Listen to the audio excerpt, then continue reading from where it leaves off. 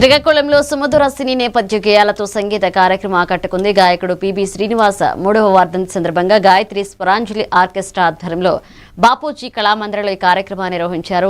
ప్రముఖ వైద్యులు doctor K Ammannaidu ముఖ్య అతిథిగా పాల్గొని నివాళులర్పించారు. సీనియర్ గాయకులు ఆకాశవాణి కళాకారుడు కెఎల్ఎన్ మూర్తి సంగీత సారథ్యంలో పాత మధుర గీతాలను కళాకారులు ఆలపించి ప్రేక్షకులను అలరించారు.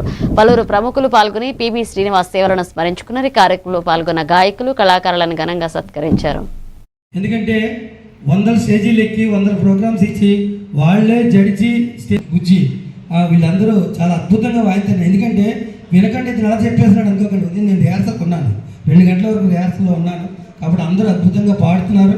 కాబట్టి వీరందరికీ మరి ఎన్నో 100 ప్రోగ్రామ్స్ ఇచ్చి అత్యద్భుతమైన పేరు గాయత్రి సభ్యులకు అలాగే మా కళాకారులు అందరికీ స్వాగతం పలుకుతూ ఈరోజు నా కళ నెరవేరింది.